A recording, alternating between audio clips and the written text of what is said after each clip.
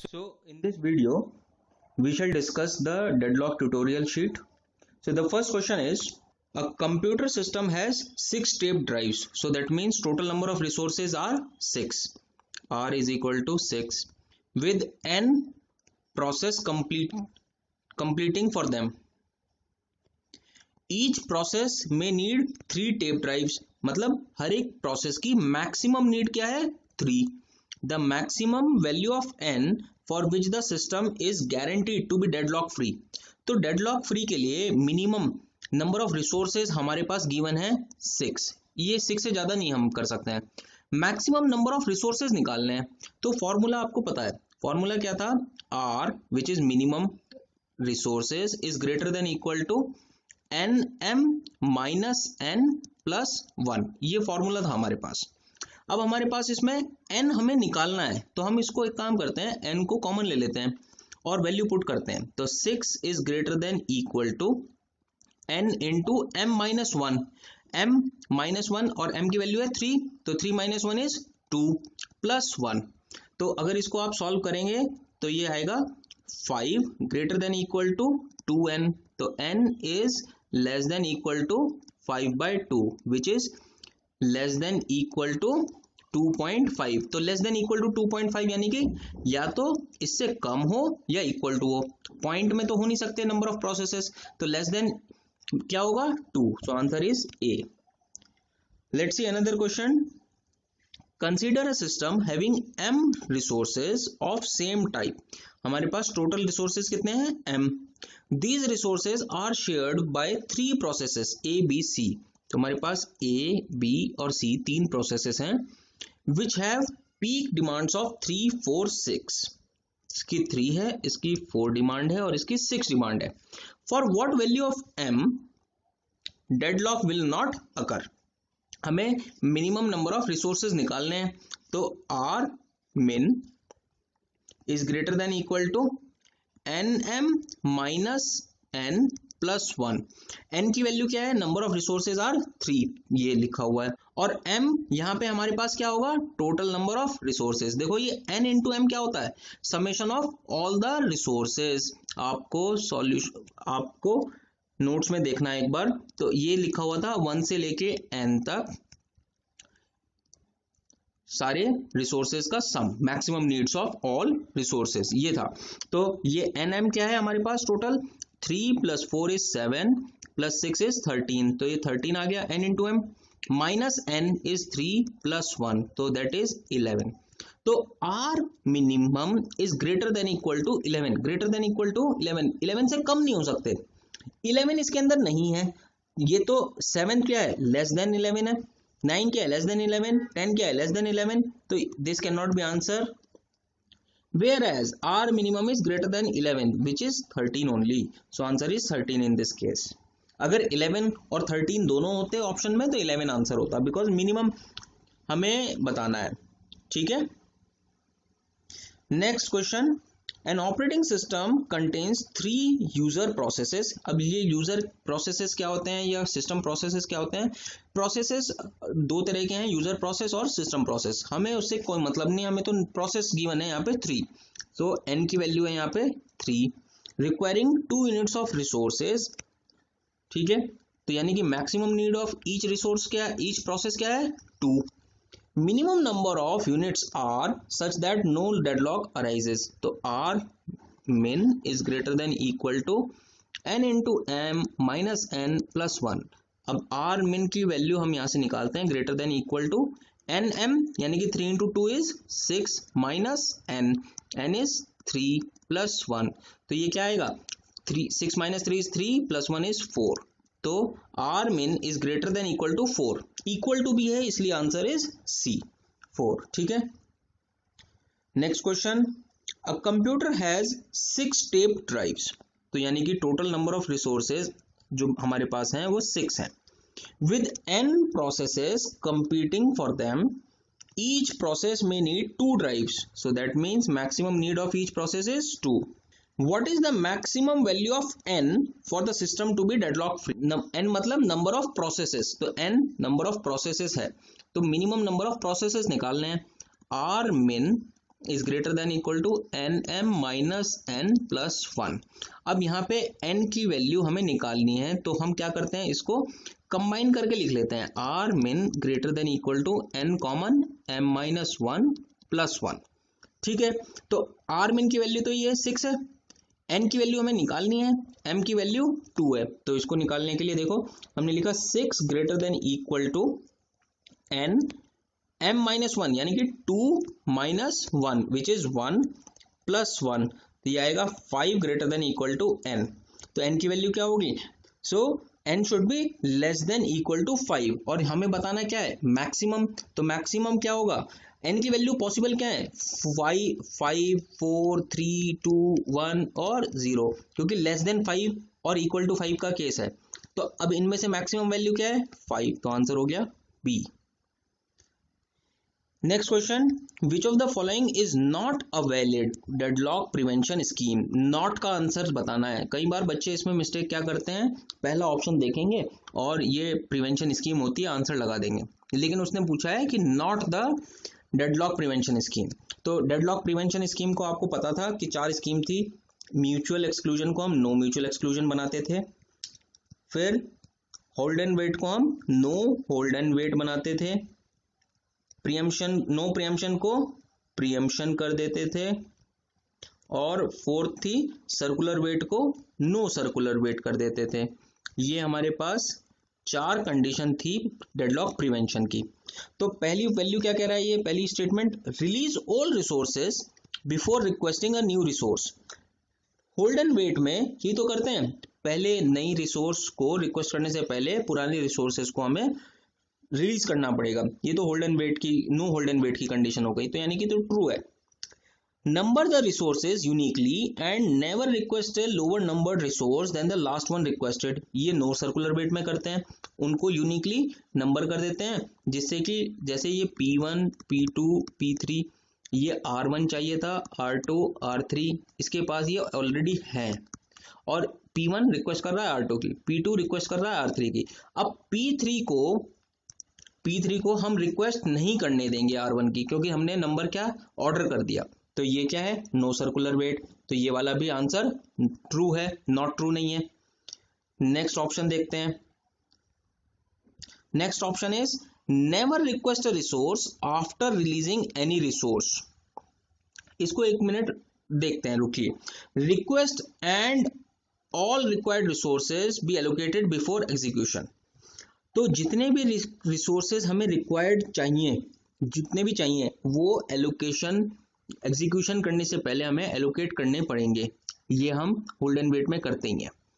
हमें जितने रिसोर्सेज की रिक्वेस्ट चाहिए, जितने रिसोर्सेज चाहिए वो सारे पहले से रिक्वेस्ट कर लो, अगर सारे अवेलेबल होंगे तो रिक्वेस्ट करेंगे, यही था होल्ड एंड वेट में, तो ये भी ट्रू है। तो आंसर है C, which is not true. Never request a resource after releasing any resource. हम एक रिसोर्स को रिलीज करने के बाद कोई और रिक्वेस्ट नहीं करेंगे, ऐसा कहीं नहीं होता है। In fact no hold and wait में हम पहले सारे रिलीज करते हैं और फिर दोबारा रिक्वेस्ट करते हैं नए वालों के साथ, तो नेवर रिक्वेस्ट वाला केस तो बनता ही नहीं है, तो नॉट ट्रू क्या है, C. Next question, suppose n processes हैं P1 P2 Pn तक, share m identical resource units which can be reserved and release one at a time. ठीक है, एक बारी में एक यूज होता है और फिर रिलीज हो जाता है। The maximum resource requirement of each process Pi is SI, no SI होगा, where SI is greater than 0, मतलब हर एक की रिक्वायरमेंट 0 से ज्यादा है। तो अभी तक इसमें हमने क्या देखा कि हमारे पास प्रोसेसेस हैं P1 P2 P3 up to Pn। P1 की रिक्वायरमेंट है S1, P2 की रिक्वायरमेंट है S2, P3 की रिक्वायरमेंट है S3, Pn की रिक्वायरमेंट है Sn। ये maximum resource requirement of each process यहां से पता चला। क्वेश्चन में हमेशा ट्राई कीजिए जो गिवन है उसको पहले लिख लीजिए। विच one of the following is a sufficient condition for ensuring that deadlock does not occur. ठीक है, डेडलॉक ना लगे इसके लिए क्या कंडीशन है हमारे पास, इनमें से ट्रू होगी। तो इसमें उन्होंने पूछा है विच one of the following is a sufficient condition for ensuring that deadlock does not occur. हम इसमें डेडलॉक लगाने की कोशिश करते हैं, तो हम ने बैंकर्स एल्गोरिथम में पढ़ा था कि अगर जितनी इनकी रिक्वायरमेंट है उससे 1 माइनस अगर हम इनको देते हैं, जैसे S1 minus 1, S2 minus 1, S3 minus 1, Sn minus 1, इतने रिसोर्सेज हमने दे दिए। इतने रिसोर्सेज देने के बाद भी ये डेडलॉक में रहेगा। टोटल नंबर ऑफ रिसोर्सेज हमने कितने दे दिए हर एक प्रोसेस को, जितनी उसकी मैक्सिमम डिमांड थी -1।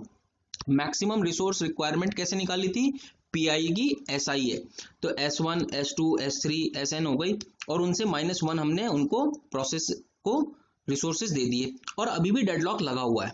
अगर हम इन सब का सम करके +1 एक और कर दें इसमें, तो डेडलॉक हट जाएगा। तो हमें पता चल जाएगा sufficient condition for ensuring that deadlock does not occur क्या होगी, इन सब का सम +1। तो ये क्या हुआ, देखो इन सब का सम समेशन ऑफ 1 से लेके n, 1 से लेके n तक, और ये क्या है SI, ठीक है, S1 plus S2 plus S3 plus Sn -1 -1 -1 -1 कितने टाइम्स है, n टाइम्स, तो -n +1, ये हमने एक एक्स्ट्रा उसमें दे दिया, ठीक है। अब ये नंबर ऑफ रिसोर्सेज हमारे हुए m इक्वल टू रिसोर्सेज ये हो गए। अगर मैं ये +1 हटा दूं तो ये इक्वल टू की जगह ये ग्रेटर होना चाहिए, ये हमारे पास m एक ज्यादा होना चाहिए, ठीक है। अब यहाँ पे हम क्या करेंगे, इसको इधर ले जाते हैं, ये summation of i equal to 1 से n तक SI less than m plus n, तो ये वाला ऑप्शन देखो और ये देखो दोनों मैच हो गए, answer is C। 7th question देखिए, consider the following snapshot of a system running n processes कितने हैं n, process I is holding xi instance of resource r, ठीक है, और I क्या है 1 से लेके n के बीच में यह इक्वल नंबर है। तो यहाँ पे देखो हमारे पास n प्रोसेसेस हैं, P1 P2 P3 Pn, इसके पास रिसोर्स कितने हैं xi, इसके पास x2, इसके पास x3, इसके पास xn, ये रिसोर्सेस हमने इनको दे रखे हैं क्योंकि I वाला प्रोसेस x वाले रिसोर्स को xi वाले रिसोर्स को रिक्वेस्ट कर रहा है, ठीक है। Currently all instance of r are occupied, यानी कि r में से कोई भी फ्री नहीं है, सारे के सारे रिसोर्सेज ऑक्यूपाइड है।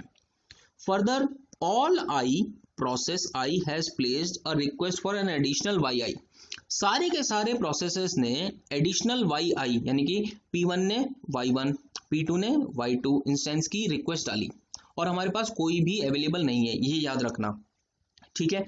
यानी कि इन्होंने रिक्वेस्ट करी y1, इसने रिक्वेस्ट करी y2, इसने रिक्वेस्ट करी y3, in addition to already allocated, x वाले एलोकेटेड है, y1, y2, y3 ये वाले क्या है फ्यूचर रिक्वायरमेंट है yn, ठीक है। while holding xi instance it already has, देखो ये ऑलरेडी होल्ड किया हुआ है और ये रिक्वेस्ट कर रहे हैं।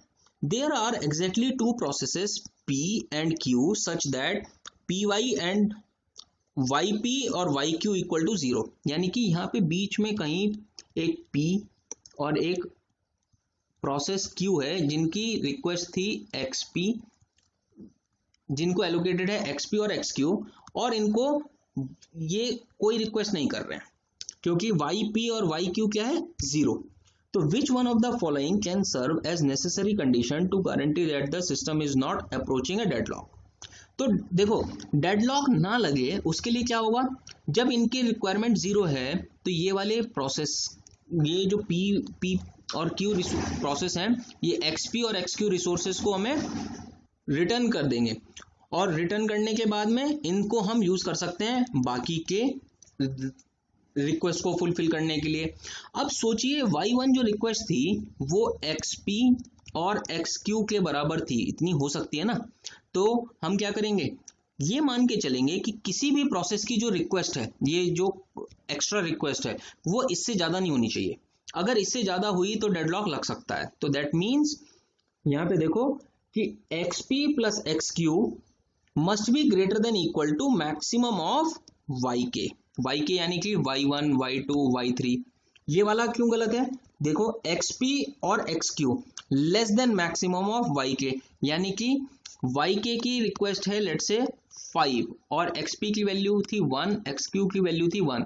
यहां से हमें मिले हैं 2 ही रिसोर्सेज जबकि इनकी रिक्वेस्ट है 5 की, तो डेडलॉक लग जाएगा ना, क्योंकि 2 देने के बाद भी 3 की रिक्वेस्ट चाहिए और ये वाला गलत हो गया।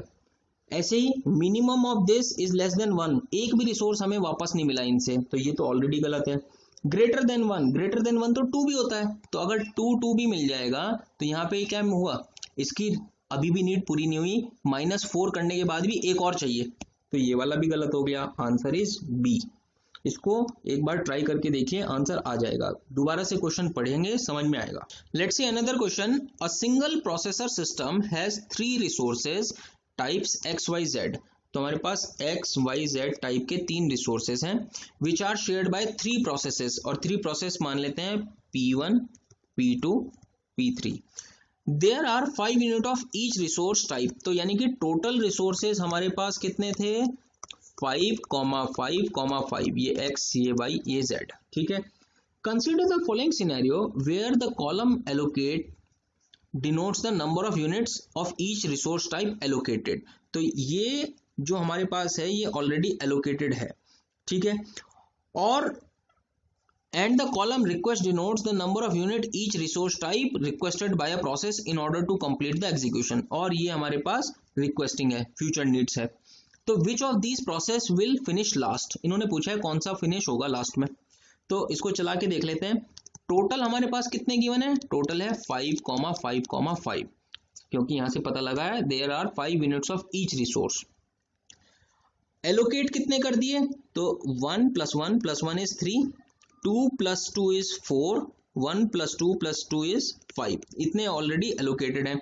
तो अवेलेबल निकाल सकते हैं यहां से, available is equal to total minus allocated, ये एलोकेट माइनस करेंगे तो ये आएगा 2, 1, 0, ये हमारे पास अवेलेबल है। Using these resources we can only fulfil the request of P1। P0 यहाँ पे 3 चाहिए, अवेलेबल 2 है, यहाँ पे 2 चाहिए, यहाँ पे अवेलेबल 1 है, तो हम केवल P1 की रिक्वेस्ट फुलफिल करेंगे। तो P1 पहले कंप्लीट होगा, फिर उसके बाद अवेलेबल कितना हो जाएगा,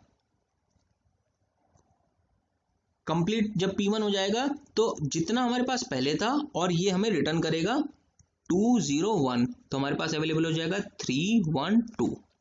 फिर 312 से हम रिक्वेस्ट फुलफिल कर सकते हैं P0 की। देखो यहाँ पे 1 चाहिए, 2 अवेलेबल है, 0 चाहिए, 1 अवेलेबल है, 3 चाहिए, 3 अवेलेबल है। P2 की रिक्वेस्ट फुलफिल नहीं हो सकती क्योंकि यहाँ पे 2 चाहिए और 1 अवेलेबल है।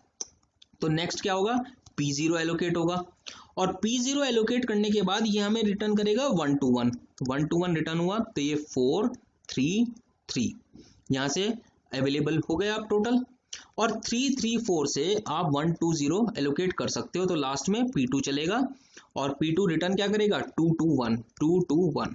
तो ये हमने पूरा इसलिए किया, हालांकि हमें यहीं से पता चल गया कि P2 लास्ट एग्जीक्यूट हो रहा है, विच विल फिनिश लास्ट, तो आंसर तो P2 है, लेकिन हमने पूरा इसलिए किया क्योंकि लास्ट में 555 आया, शुरू में 555 था, तो हमारे ये वेरिफिकेशन हो गया है कि कैलकुलेशन सारी सही है। Answer is P2। Next question is which of the following is not true of deadlock prevention and deadlock avoidance scheme. तो डेडलॉक प्रिवेंशन में 4 कंडीशन थी जिनको वायलेट करते हैं,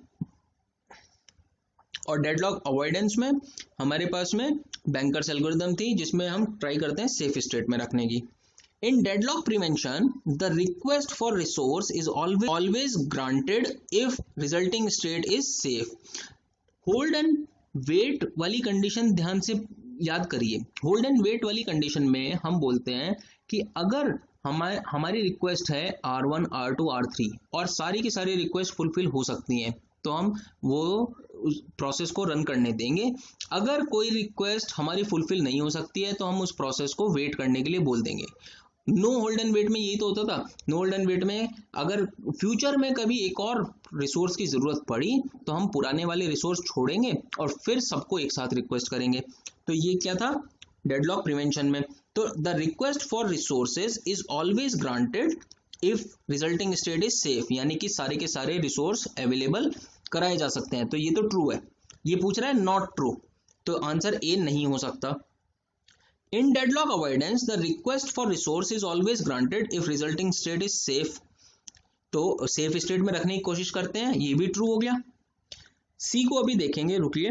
deadlock avoidance requires knowledge of resources requirement a priori. तो maximum need हमें deadlock avoidance में पहले से पता होनी चाहिए। अ प्रायरी मतलब पहले से, तो हमें रिसोर्स रिक्वायरमेंट पहले से गिवन होती है कि मैक्सिमम नीड किसी प्रोसेस की कितनी है, तो ये भी ट्रू हो गया। आंसर क्या है? सी। 3 वायलेट कर दिए तो आंसर ऑब्वियसली चौथा ही होगा, बट इसको देख लेते हैं एक बार।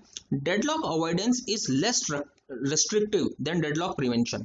No, deadlock avoidance is more restrictive. Why? Because अगर कोई safe state नहीं जनरेट हो पा रही है तो हम उस प्रोसेस की रिक्वेस्ट को ग्रांट ही नहीं करेंगे। और जबकि हमने क्या किया था प्रिवेंशन में रिक्वेस्ट ग्रांट कर दी, इन फ्यूचर अगर जरूरत पड़ी तो हम उससे पुराने सारे रिसोर्सेज छीन लेंगे। तो वहां पे ये होता था, यहाँ पे छीनने वगैरह का काम ही नहीं है, यहाँ पे तो हम देंगे ही नहीं अगर ऐसी कंडीशन बनती है तो deadlock avoidance is actually more restrictive. तो answer is C, this is not true. Okay, next question. Consider a system with 4 types of resources. R1 3 unit है, R2 2 यूनिट है, R3 3 यूनिट है, R4 2 यूनिट है। तो हमारे पास resource के types R1 R2 R3 R4 हैं और इनकी यूनिट्स क्या है? 3 2 3 2। ये टोटल अवेलेबल रिसोर्सेज हैं। A non pre-emptive resource allocation policy is used. At any given instance a request is not entertain if it can not be completely satisfied. इसका मतलब हुआ कि अगर मेरी रिक्वेस्ट 2 रिसोर्स यूनिट की है और अवेलेबल है 1, तो ऐसा नहीं है कि 1 को हम ग्रांट कर देंगे, या तो पूरी रिक्वेस्ट ग्रांट करेंगे या बिल्कुल नहीं करेंगे। ठीक है, next 3 processes P1 P2 P3 request the resource as follows if executed independently। तो ये हमारी रिक्वेस्ट टेबल है। Which one of the following statement is true if all 3 process run concurrently starting at time 0।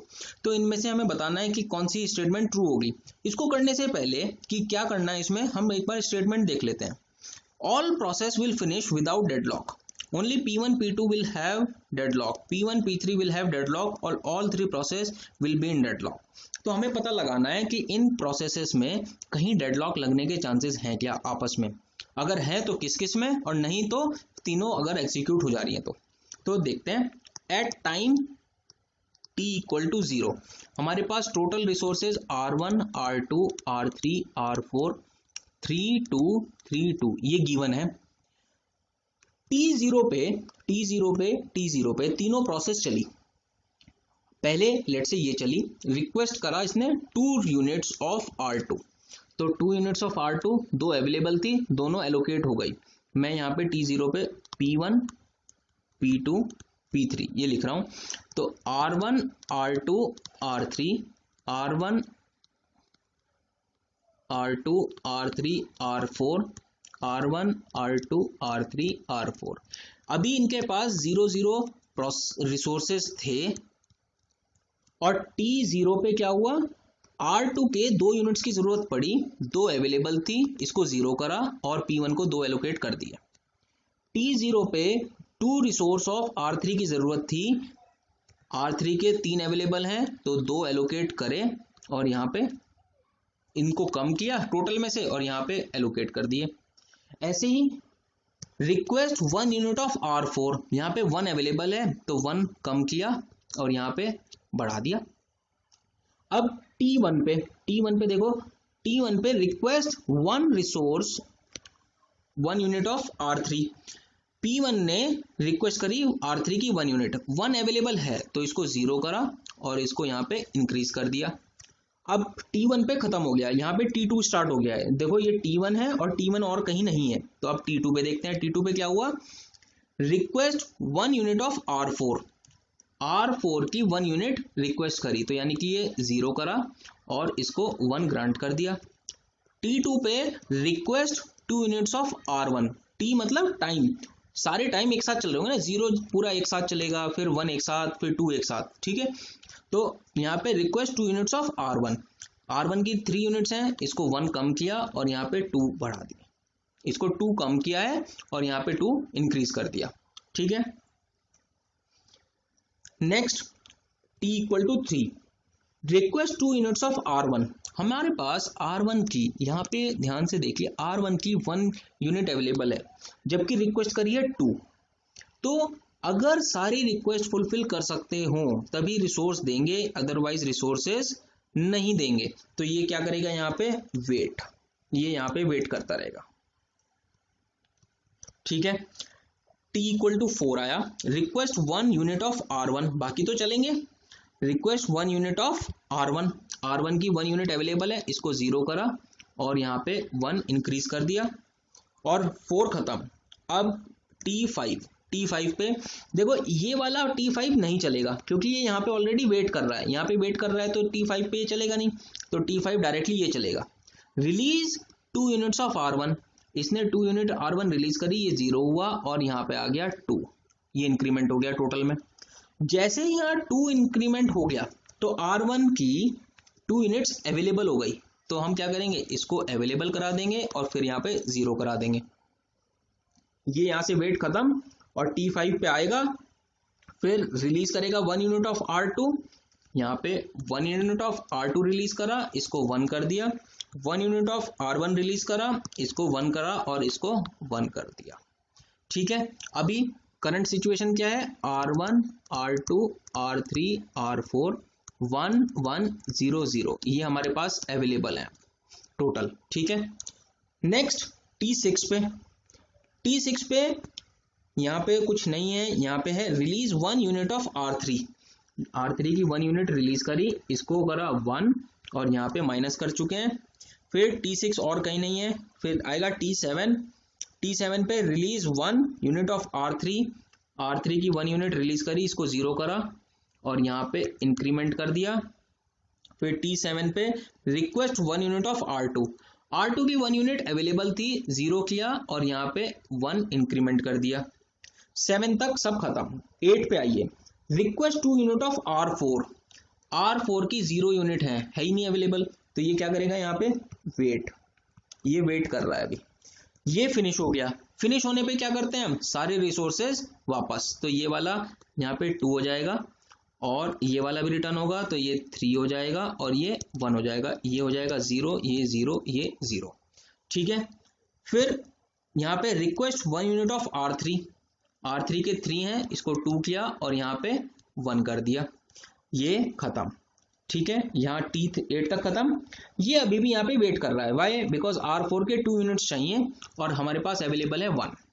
ठीक है, T9 आया, T9 पे ये भी फिनिश हो गया, यहाँ पे तो T9 है नहीं, इधर तो T9 नहीं है, तो T9 पे ये भी फिनिश। T9 पे फिनिश करने के बाद क्या होगा, ये वाले सारे रिसोर्सेज रिटर्न हो जाएंगे, तो R2 1 से 0 यहाँ पे इंक्रीमेंट, 1 से 0 यहाँ पे इंक्रीमेंट, 1 से 0 यहाँ पे इंक्रीमेंट। जैसे ही R4 के 2 रिसोर्स अवेलेबल होंगे, वो क्या करेगा, ये वेट खत्म करेगा और इसको एलोकेट कर देगा, ये एलोकेट हो गए और T10 पे ये भी फिनिश हो गया। तो फिनिश होने के बाद क्या होगा, ये भी रिसोर्सेज वापस होंगे। करंट सिनेरियो क्या है, R1, R2, R3, R4, ये वाली वैल्यू है 2, ये वैल्यू 1 है, ये वैल्यू 3 है और ये वैल्यू 2 थी। हमने 2 से इसको 0 कर दिया था जब ये एलोकेट करे थे T5 पे, तो ये 0 हो गया था। फिर जब ये T10 पे फिनिश हुआ, तो फिनिश होने पे ये रिटर्न हुआ, तो ये 1 से 0, ये 3, ये 1 से 0, ये 2, ये 0 का 0, ये 2 से 0 और ये 2। देखो 3 2 3 2 अवेलेबल शुरुआत में कितने थे, 3 2 3 2, तो यानी कि सारी कैलकुलेशन ठीक हुई है और ये भी फिनिश, ये भी फिनिश, ये भी फिनिश, तो यानी कि all process will finish without any deadlock. तो answer is A. Okay, next question is, a system has n resources हैं, n हमेशा प्रोसेसेस नहीं होते हैं, क्वेश्चन में गिवन है n resources and k processes, the implementation of the resource request logic of each process pi is as follows. ये code given है, इसको एनालाइज करेंगे, एनालाइज करके हमें क्या करना है, इसके अंदर रिक्वेस्ट हो रही है प्रोसेसेस, रिसोर्सेज की, प्रोसेसेस के द्वारा। तो in which one of the following situation is a deadlock possible, इन 4 ऑप्शन में से ऐसी कौन सी सिचुएशन है जिसमें डेडलॉक लग सकता है। अब इसमें ध्यान से देखने की बात यह है, आई अगर इवन होगा तो वो यहाँ जाएगा, यानी कि ये इफ वाला केस हो गया इवन का। और अगर ऑड होगा तो इफ ये कंडीशन फॉल्स और यहाँ पे जाएगा ऑड में। तो अगर हमारे पास प्रोसेस थे P0, P1, P2, P3, P4, late से K की वैल्यू थी 5, तो ये प्रोसेसेस होंगे।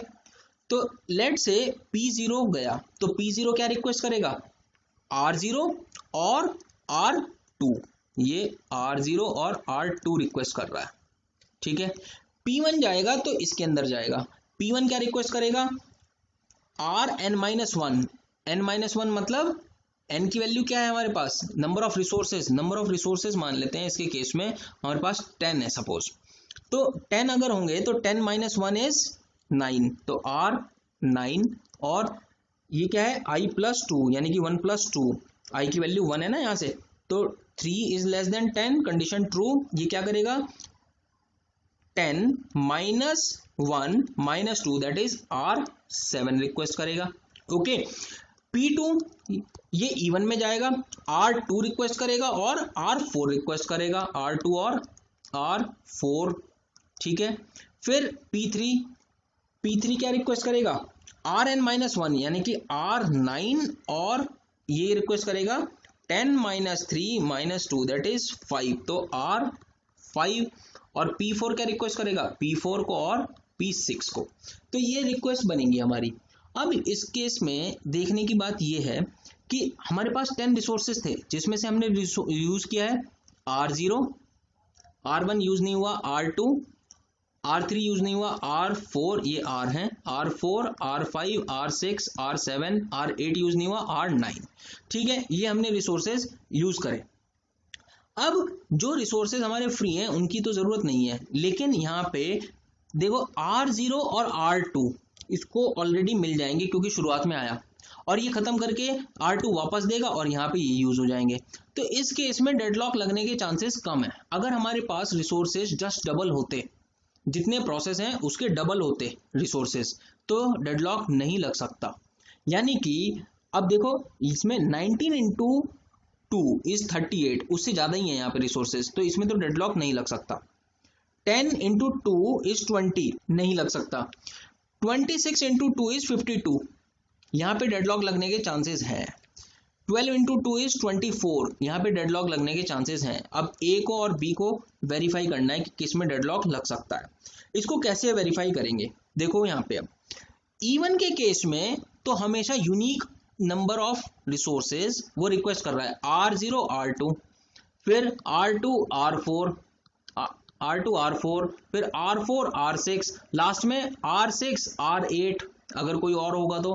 फिर इस तरह से वो यूज करके एक दूसरे को ट्रांसफर कर देंगे, और ट्रांसफर करने के बाद में इनका काम चल जाएगा। तो इवन वाले में तो कोई प्रॉब्लम नहीं है, लेकिन ऑड वाले में प्रॉब्लम हो सकती है। कैसे, अगर n की वैल्यू हमारे पास ऑड हुई तो ऑड -1 इज इवन, ठीक है। और यहाँ पे अगर ऑड हुई तो ऑड और i की वैल्यू क्या होगी, हमेशा ऑड, यहाँ से ऑड में ही आएंगे। अगर इवन होगा तो इसमें आएंगे ही नहीं, यहाँ जाएंगे इफ में। तो odd minus odd is even, minus even is another even. तो यानी कि ये वाली रिसोर्स क्या है, यहाँ पे देखो ये था odd minus even is even, तो ये भी इवन है और ये भी इवन है, ये भी इवन है, ये भी इवन है। तो यहाँ पे ए भी आंसर नहीं होगा, जबकि यहाँ पे क्या है, ये ऑड है, ये इवन है, तो ये पॉसिबल नहीं है। यहाँ पे दो प्रोसेस एक ही सेम रिसोर्स को वापस रिक्वेस्ट कर सकते हैं सेम टाइम पे और डेडलॉक लगने के चांसेस हैं, तो आंसर इज बी, ठीक है। तो ये शीट हमारी खत्म हो गई है, थैंक यू।